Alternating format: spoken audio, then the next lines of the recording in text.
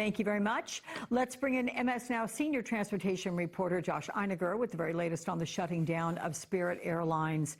So sad that happened and so suddenly. I mean, there was a little bit of warning, but you heard from flyers who were like, oh, we didn't know this was going to happen. So what can you tell us about all this?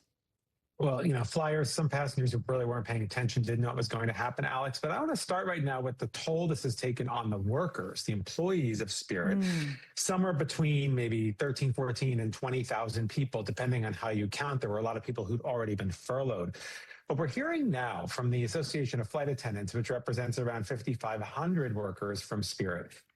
When you and I lose a job or lose our health benefits, we have COBRA benefits. They can last up to 18 months, sometimes as long as 36 months. Well, in this case, it's 1 month. So their COBRA is up at the beginning of June. Right now, there's a push by the AFA to try to get the federal government, the Trump administration, to do something to try to back further extensions of COBRA benefits. We're hearing from Spirit employees who are going to have a baby, who don't know how to pay for their health coverage. We're hearing from Spirit families who are dual income.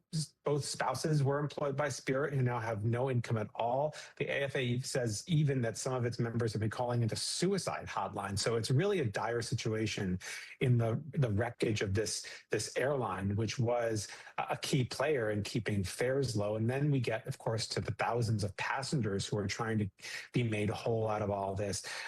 We can actually speak to some of them. They showed up at airports, mostly up and down the East Coast, but across the country as well, only to find empty ticket counters, planes out in the distance on the tarmac, sitting abandoned. Here's what some of them had to say. They did not give us any refund. We had to call one of our uncles so if he can help us pay for the next flight because we did not have any money. We had to pay $1,600 for the flight for today. It's unfortunate, and they definitely do need to be sued because people pay their money to be able to go where they want to go. And for you to cancel and not have no type of backup resources for them or another way for them to get to where they need to go is kind of that's messed up.